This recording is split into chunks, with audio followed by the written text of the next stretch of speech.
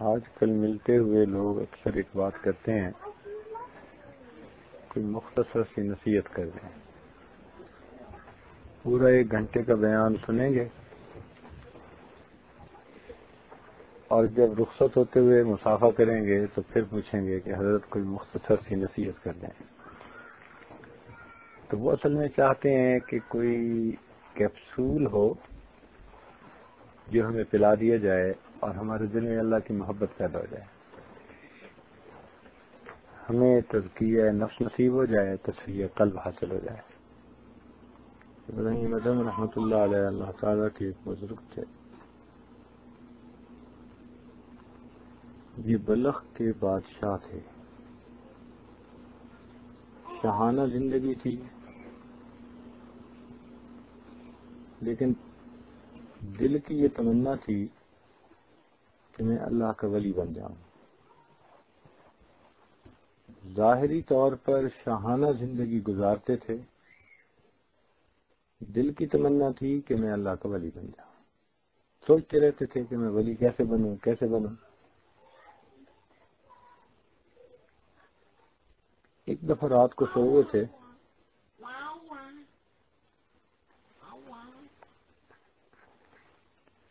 کہ ان کو اچانک ایسے محسوس ہوا جیسے چھت پہ کوئی چل رہا ہے۔ تو یہ باہر نکلے اور باہر نکل کے انہوں نے اونچی آواز سے کہا، ارے کون ہو؟ تو ایک آواز آئی کہ میں تمہارا دوست ہوں۔ انہوں نے پوچھا کہ کیا کر رہے ہو؟ تو آواز آئی کہ میں اپنا اونٹ تلاش کر رہا ہوں۔ بڑے حیران ہوئے، رات کے وقت بادشاہ کے محل کی چھت پر اونٹ کا ڈھونڈنا ان کو عجیب سا لگا۔ تو کہنے لگے کہ یہ کتنی عجیب بات ہے کہ تم میرے محل کی چھت پہ اونٹ تلاش کر رہے ہو۔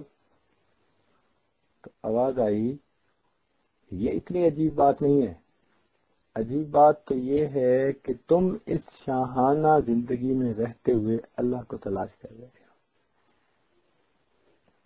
اوپر دیکھا تو کوئی نہیں تھا۔ سمجھ گئے کہ اس کا مطلب ہے کہ مجھے اپنے اس انداز کو چھوڑنا ہوگا، زندگی میں کچھ نہ کچھ تبدیلی پیدا کرنی پڑے گی۔ اللہ تعالیٰ کی شان دیکھیے، واقعات بھی جب ہونے لگتے ہیں تو ایک سے بڑھ کے ایک۔ 2-4 دن بعد کی بات ہے، سونے کے لیے یہ اپنے کمرے میں جب آئے رات کو، تو اس وقت بادشاہ کے لیے جب بستر بچھتا تھا تو اس کے دونوں سائڈوں پہ پھول رکھے جاتے تھے۔ اس کو پھولوں کی سیج کہا جاتا تھا کہ دائیں کروٹ لے تو بھی پھولوں کی خوشبو، بائیں کروٹ لے پھر بھی پھولوں کی خوشبو، کیونکہ آج کل کی تو خوشبوئیں تھی نہیں، روم فریشنر وغیرہ وغیرہ۔ تو وہ ان کی پھولوں کی سیج جو محل میں کام کرنے والی بچیاں لڑکیاں تھیں وہ بنایا کرتی تھی۔ اللہ تعالیٰ کی شان کہ اس نے ہوا کیا کہ جس لڑکی نے پھولوں کی سیج بنائی، اس کے ذہن میں خیال آیا کہ میں دیکھوں تو کیسی لگتی ہے۔ اب یہ دیکھنے کے لیے وہ جو بستر پر لیٹی تو وہ تھکی ہوئی تھی تو اسے نیند آ گئی۔ جب یہ سونے کے لیے اپنے کمرے میں آئے اور انہوں نے اپنے بستر پہ ایک نوکرانی کو لیٹے ہوئے دیکھا تو بڑا غصہ آیا کہ اس نوکرانی کی جرت، یہ میرے بستر پہ لیٹے۔ انہوں نے تو غصے میں اس کے بال کھینچے اور اس کو جو کھڑا کیا تو 2 تھپڑ لگائے اس کے۔ وہ تو ہڑبڑا کے اٹھی تو پہلے تو روئی مگر پھر چپ کر گئی۔ تو ان کو محسوس ہوا کہ بھئی یہ مارا تو خوب ہے میں نے مگر یہ جلدی چپ کر گئی ہے، تو وجہ کیا ہے؟ تو انہوں نے اس سے پوچھا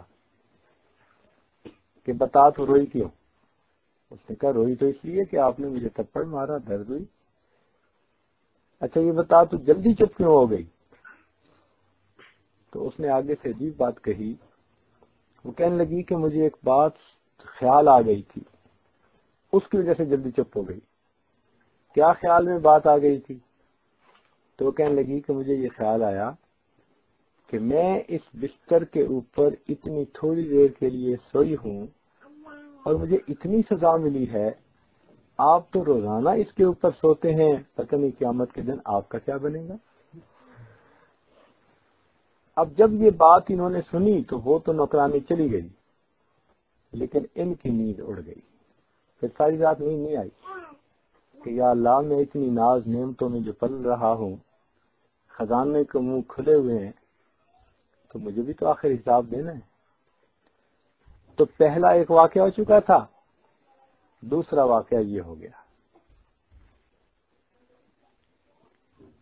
صبح اٹھے، دربار لگایا، مگر طبیعت میں ذرا غم ہے، اداسی ہے۔ دربار کے اندر بیٹھے ہوئے تھے کہ ایک نوجوان دربار میں داخل ہوا اور اس نے پرواہ نہ کی کسی بندے کی، سیدھا ان کے تخت کے پاس آ گیا، پہنچ گیا۔ یہ بڑے حیران کہ بھائی جو لوگ آتے ہیں وہ کھڑے ہو کے فرشی سلام کرتے ہیں، با ادب، با ملازہ، با نزیح ہیں، ایسے الفاظ کہتے ہیں، تب آتے ہیں آگے۔ اور یہ نوجوان ہے جس نے کسی کا لحاظ ہی نہیں کیا اور سیدھا میرے پاس آ گیا۔ تو جب وہ ان کے تخت کے قریب آیا تو انہوں نے اس سے کہا کہ تمہیں پتہ ہے تم کہاں آئے ہو؟ تو وہ نوجوان کہتے ہیں جی ہاں۔ پوچھتے ہیں کہاں آئے ہو؟ کہتا ہے میں ایک مسافر خانے میں۔ بڑا غصہ آیا، میرا دربار اور یہ کہتا ہے مسافر خانہ۔ اس سے پوچھا بھائی یہ تو میرا دربار ہے۔ اس نے کہا بادشاہ سلامت، آپ سے پہلے یہاں کون تھا؟ کہ میرے والد۔ ان سے پہلے کون تھا؟ ان کے والد۔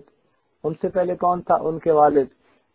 کہنے لگا کہ بادشاہ سلامت، مسافر خانہ بھی تو اسی کو کہتے ہیں، ایک آئے آرام کرے چلا جائے، پھر دوسرا آئے آرام کرے چلا جائے، پہلے چلے گئے اب آپ کی باری ہے، آپ چلے جائیں گے تو یہ جگہ کسی اور کے استعمال میں ہوگی۔ بس یہ کہہ کے وہ تو نکل گیا، لیکن دل کے اوپر ایک تیسری چوٹ لگا گیا۔ اب انہوں نے فیصلہ کر لیا کہ جب یہ ہے ہی مسافر خانہ تو کیوں نہ سب سے پہلے میں اللہ تعالیٰ کا نیک بندہ بنوں، علم حاصل کروں، اللہ کی دوستی حاصل کروں۔ چنانچہ یہ اپنے دربار سے نکلے۔ وزیر کو انہوں نے کہا کہ چلو چلتے ہیں شکار کے لیے۔ تو وزیر نے کئی گھوڑے تیار کیے، لوگ تیار کیے۔ اس زمانے میں بادشاہ جب نکلتے تھے تو ان کے ساتھ پھر ایک پلٹون نکلتی تھی۔ یہ سب نکلے ہرن کا شکار کھیلنے کے لیے۔ چنانچہ ان کو جنگل میں ایک ہرن نظر آیا، سب نے گھوڑے دوڑا دیے۔ ہرن کوئی زیادہ ہی تیز نکلا، وہ دوڑتا گیا تو یہ اس کے پیچھے گھوڑا دوڑاتے گئے۔ اللہ کی شان کے لوگ تو تھوڑی دور دوڑے پھر کھڑے ہو گئے، لیکن بادشاہ سلامت پیچھے بھاگتے ہی رہے، حتیٰ کہ یہ اتنا دور بھاگے کہ پچھلے سب لوگوں سے یہ علیحدہ ہو گئے۔ جب علیحدہ ہو گئے تو اس وقت اللہ تعالی کی طرف سے ایک کرامت ظاہر ہوئی، ایک ایسا واقعہ ظاہر ہوا جس کو کہتے ہیں خلاف عادت، عام معمول سے ہٹ کے۔ اور وہ کیا تھا کہ ہرن جو ہے وہ ان کی طرف متوجہ ہوا اور کہنے لگا کہ جناب آپ تو میرے شکار کی جو ہے فکر میں ہیں، اور مجھے تو آپ کے شکار کے لیے بھیجا گیا ہے۔ آپ میرے شکار کی فکر میں ہیں اور مجھے تو آپ کے شکار میں بھیجا گیا ہے، آپ بتائیں وقت کب آئے گا آپ کے بدلنے کا۔ بس جب یہ آواز انہوں نے سنی تو ان کو کیفیت ایسے ہو گئی جیسے ہر چیز اللہ کا ذکر کر رہی ہے۔ ان کو درختوں کے پتوں سے اللہ اللہ کی آوازیں، ہر چیز سے اللہ اللہ کی آوازیں۔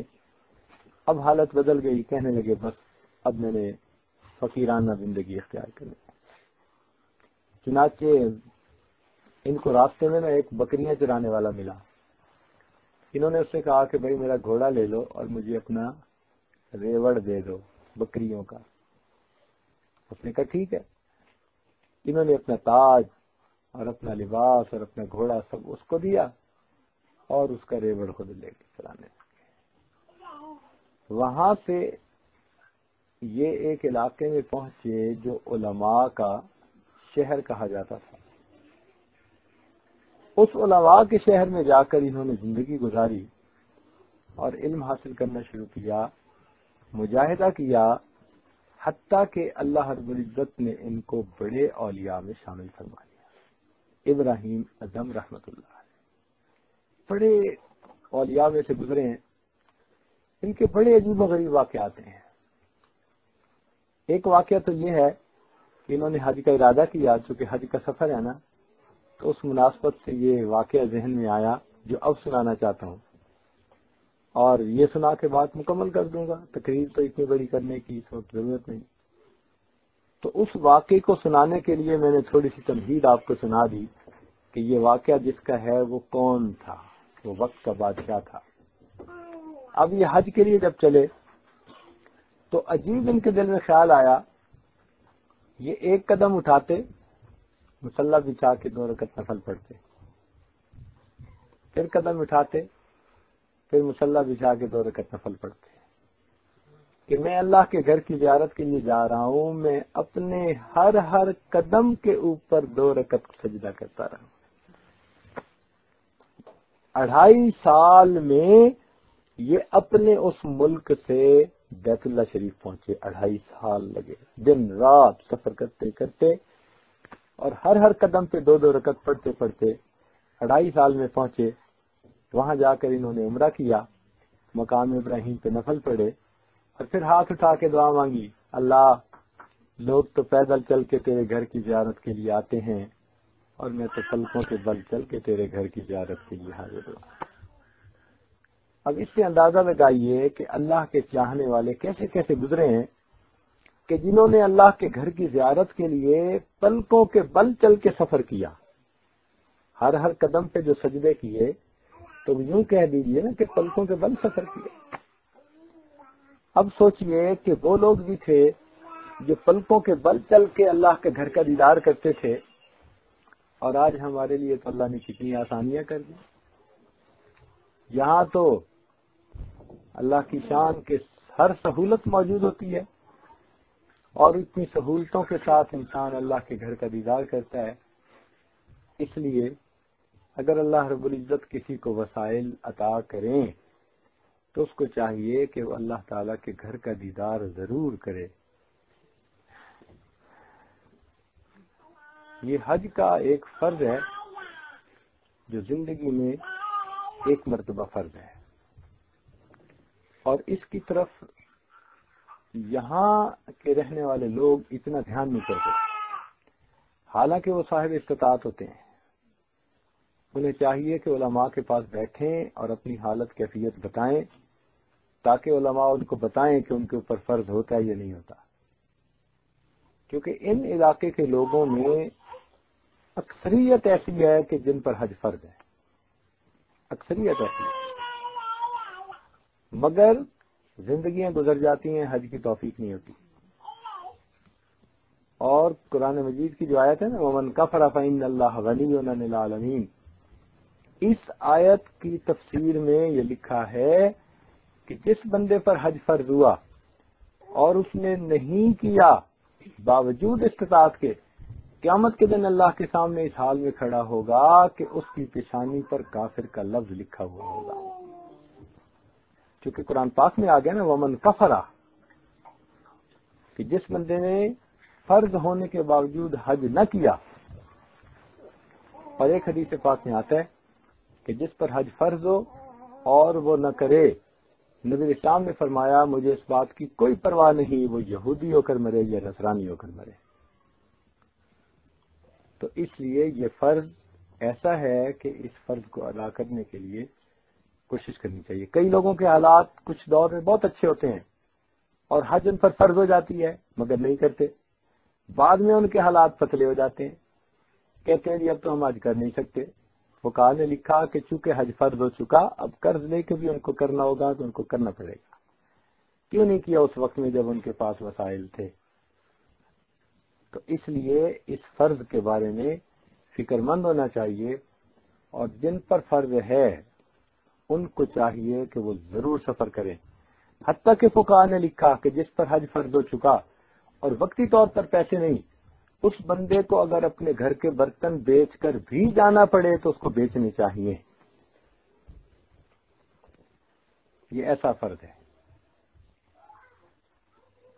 اور باقی فرض تو بھائی زندگی میں ادا ہوتے رہتے ہیں.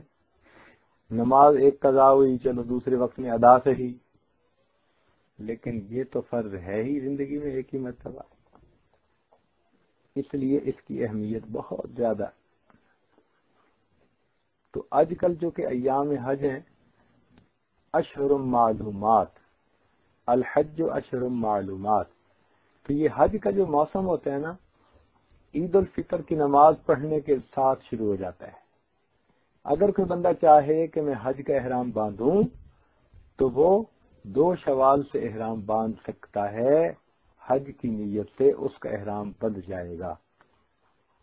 تو ہم تو اب ذی قعدہ میں اور زیادہ قریب ہیں، اس لیے ایام حج ہونے کی وجہ سے یہ ایک بات میں نے آپ کے سامنے رکھی کہ بھائی جن پر اللہ رب العزت نے حج فرض کیا ان کو چاہیے کہ وہ کوشش کریں اس فرض کو پورا کرنے کی. اس لیے کہ اگر نہیں کریں گے تو ایسا نہ ہو کہ مرتے وقت ایمان سے محروم ہونا پڑے. حدیث پاک میں آتا ہے کتنے لوگ ایسے ہوں گے ساری زندگی مسلمانوں کی فہرست میں رہیں گے، موت کے وقت ان کا نام مسلمانوں کی فہرست سے نکال دیا جائے گا. یہ کون ہوں گے؟ یہ وہی لوگ ہوں گے جن کے بارے میں نبی نے شان فرمایا کہ مجھے اس کی کوئی پرواہ نہیں، وہ یہودی ہو کے مرے یا نصرانی ہو کے مرے. اور ویسے بھی حج کے اوپر اللہ تعالیٰ کی رحمتیں ہوتی ہیں. نبی علیہ الصلوۃ والسلام کو خدمت میں ایک آدمی نے کہا کہ اللہ کے نبی میرے حالات اچھے نہیں ہیں. نبی صاحب نے فرمایا حج اور عمرے کر. تو حدیث پاک میں یہ بتلایا گیا کہ جو آدمی کثرت سے حج کرے اور عمرے کرے اللہ تعالیٰ اس کے رزق میں برکت عطا فرما دیتا ہے. اب ہم ڈرتے ہیں کہ جی پیسے نہیں، ہم کیا کریں؟ حالانکہ بات الٹ ہے کہ جو حج اور عمرہ کرے گا بجائے پیسے گھٹنے کے اللہ تعالیٰ اس کے پیسے بڑھائیں گے. اسی لیے جو ایک حج کر آتا ہے اور مقبول حج کر آتا ہے اس کی پہچان ہوتی ہے، اللہ تعالیٰ اس کے لیے پھر وسائل اور کھول دیتا ہے. لوگ کہتے ہیں پتہ نہیں جی ہر سال کیسے حج کر لیتے ہیں. تو بھائی اصل میں وہ جو پہلا حج انہوں نے کیا وہ قبول حج تھا، اس کی برکت سے اللہ نے ان کے لیے دروازے کھول دیے. اس دور میں آج کل بالخصوص جن کے وسائل نہیں وہ بھی اللہ سے دعائیں مانگے نمازوں کے بعد، اور جن کے وسائل ہیں وہ تیاریاں کریں جانے کی. کیا معلوم زندگی کی مہلت کب تک ہے. اللہ تعالی ہمیں بار بار اپنے گھر کا دیدار نصیب فرما دے اور اپنے اس در کی حاضری اور اپنے محبوب کے در کی حاضری کی توفیق نصیب فرمائے. تھوڑی دیر کے لیے مراقبہ ہو جائیے، آنکھوں کو بند کر لیجئے، سر پہ جھکا لیجئے. دنیا اور جو کچھ دنیا میں ہے اس سے ہٹ کر کے اللہ تعالیٰ کی یاد میں ڈوب جائیے. انسان جب اپنے اندر جھانکتا ہے اسے اپنی اصل تصویر نظر آتی ہے. اپنے من کے دریچے کو کھولیے، اپنی اصل تصویر کو دیکھیے.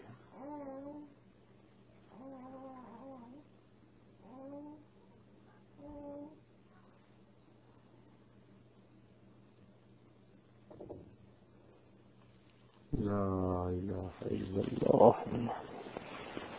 دعا کیجیے رب العالمین. اللهم صل على سيدنا محمد وعلى آل سيدنا محمد. ربنا ظلمنا أنفسنا وإن لم تغفر لنا وترحمنا لنكونن من الخاسرين. اے اللہ ہم آپ کے عاجز مسکین بندے ہیں، ہمارے گناہوں کو معاف فرما، ہماری خطاؤں سے درگزر فرما، ہماری عیبوں کی پردہ پوشی فرما. اللہ ہماری نگاہوں کو پاک فرما، ہمارے دلوں کو صاف فرما، ہمارے سینوں کو اپنی محبت سے لبریز فرما. اپنے عشق کی آتش ہمارے سینوں میں پیدا فرما، ہمارے آنگ آنگ سے اپنے ذکر کو جاری فرما، روئے روئے سے اپنے ذکر کو جاری فرما. ہماری ہڈی ہڈی بوٹی بوٹی میں اپنی محبت پیدا فرما. اے اللہ ہمارے رزق میں برکتیں عطا فرما، علم میں برکتیں عطا فرما، عمل میں برکتیں عطا فرما، ہمارے کاموں میں برکتیں عطا فرما. قدم قدم اپنی برکتیں شامل حال فرما. اللہ ہمیں برے دن سے محفوظ فرما، بری رات سے محفوظ فرما، برے کاموں سے محفوظ فرما. اللہ ہمیں برے انجام سے محفوظ فرما، ہدایت ملنے کے بعد گمراہی سے محفوظ فرما. عزت ملنے کے بعد ذلت سے محفوظ فرما۔ اے اللہ ہمارے ساتھ درگزر کا معاملہ فرما۔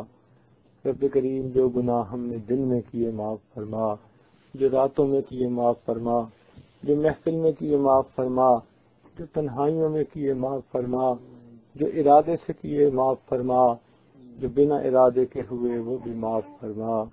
اے اللہ ہمارے ساتھ درگزر کا معاملہ فرما۔ رب کریم ہم سب کو اپنے گھر کا دیدار نصیب فرما۔ اللہ ہمیں بار بار اپنے گھر کا دیدار عطا فرما۔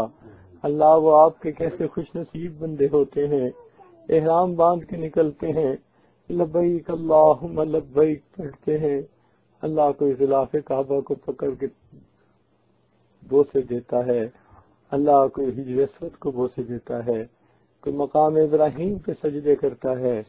اللہ ہمیں بھی اپنے ان پسندیدہ بندوں میں شامل فرما، اپنے محبوب کے در کی حاضری بار بار نصیب فرما۔ رب کریم ہماری ان دعاؤں کو اپنی رحمت سے قبول فرما۔ اے اللہ صاحب خانہ نے جس محبت کے ساتھ یہاں آنے کی دعوت دی، اس کے بدلے ان کو اپنی سچی محبت نصیب فرما۔ ان کے گھر میں برکتیں عطا فرما، ان کے رزق میں برکتیں عطا فرما، ان کے کاموں میں برکتیں عطا فرما۔ اے اللہ انہیں پرسکون زندگی نصیب فرما، قابل رشک کامیاب زندگی نصیب فرما۔ اے اللہ ان کو اولادوں کی خوشیاں نصیب فرما۔ اے اللہ اولاد کے غموں سے محفوظ فرما، اولاد کے دکھوں سے محفوظ فرما، اولاد کی پریشانیوں سے محفوظ فرما۔ اے اللہ ان کی اولادوں کے مستقبل کو اچھا فرما۔ اے اللہ جو بچے پڑھنے والے ہیں ان کی قوت حافظہ کو اچھا فرما۔ اے اللہ جو جوان بچے بچیاں ہیں ان کے مستقبل کو روشن فرما، ماں باپ کے لیے ان کے فرض ادا کرنے آسان فرما۔ اے اللہ جو بچہ ان کا قرآن مجید کا حافظ بن رہا ہے، اللہ اس بچے کی حفاظت فرما، اس کی قوت حافظہ کو اچھا فرما، اس کی اچھی تربیت فرما، اس بچے کو ماں باپ کی آنکھوں کی ٹھنڈک بنا اور ماں باپ کی اس قربانی کو قبول فرما، اور اس کے بدلے ان کو قیامت کے دن سر کے تاج عطا فرما، نور کے منبر نصیب فرما، اپنا قرب عطا فرما۔ اے اللہ گھر میں جتنے بھی لوگ ہیں ان کو نیکی تقوی پر ایک دوسرے کا معاون بنا، نیکی والی زندگی نصیب فرما۔ اے اللہ ہم جتنے مرد ہیں یا عورتیں ہیں ہاتھ اٹھائے بیٹھے ہیں، اللہ ہم سب کو اپنا قرب عطا فرما، ہم سب کو اپنا قرب عطا فرما۔ میرے مولا ہماری ان دعاؤں کو اپنی رحمت سے قبول فرما۔ دل کی جو بھی نیک تمنائیں ہیں اللہ سب کی نیک تمناؤں کو پورا فرما۔ میرے مالک جو مانگا ہمیں وہ بھی عطا فرما، جو مانگنا چاہیے تھا ہم نہیں مانگ سکے اللہ ہمیں وہ بھی عطا فرما۔ اے اللہ آپ سے نبی صلی اللہ علیہ وسلم نے جو خیریں مانگی وہ سب خیریں ہمیں بھی نصیب فرما، اور جن شرور سے پناہ مانگی ہمیں بھی پناہ عطا فرما۔ اے اللہ امت مسلمہ کو عزت رفتہ نصیب فرما۔ اے اللہ دنیا میں جہاں جہاں مسلمان پریشان ہیں سب کی پریشانیوں کو دور فرما۔ اے مالک ہماری ان دعاؤں کو اپنی رحمت سے قبول فرما۔